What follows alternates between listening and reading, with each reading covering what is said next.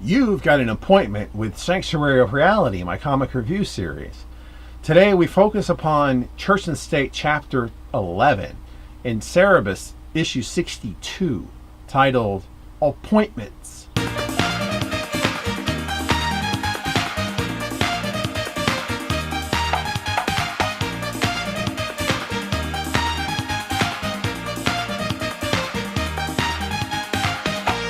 President Weishaupt listens to Teresa as she tells him the secret origin of Astoria.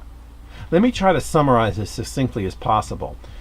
Astoria was a chosen successor of Siren, but considering the importance of motherhood in Sirenism, Astoria's eventual pregnancy was being pre-planned and arranged carefully when she broke free of the plans and eloped with Sir Garrick, Siren's adopted son.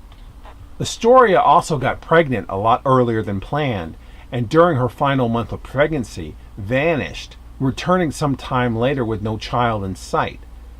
She was put on trial by Siren and her advisors, but refused to say whether the child had lived or died or what happened to it, whether she killed it or if it died of natural causes.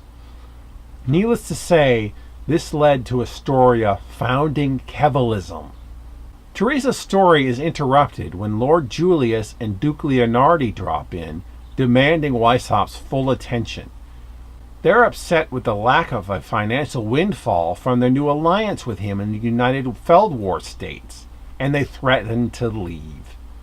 Weishaupt tries to encourage their patience when Scores of Scores and Sons from issue 26 appears and tries to convince them to invest in sewage, speaking in such poor English that he confuses the master confusers.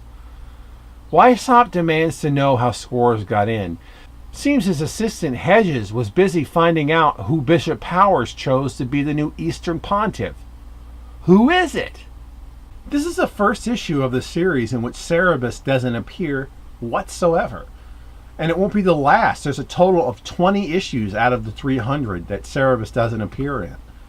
I have to say, I actually didn't miss him in this one. I didn't even notice he was gone. I was so enthralled with finally learning Astoria's backstory, or at least Teresa's version of events, which I think are about as close to the truth as we're ever going to get. What exactly did happen to Astoria and Garrick's child? We never find out, I don't believe. So it doesn't really matter, but tonight it's something to think about. This was a good issue. The balance of the exposition with the humor was nicely orchestrated. I know I said Teresa was pointless before, but if all she ever does is this issue in terms of importance, and I think that it is actually all she does, she's not completely useless. She only appears one more time. So yeah, this is pretty much it for her. The Julius Leonardi stuff here is excellent as ever, completely pitch perfect.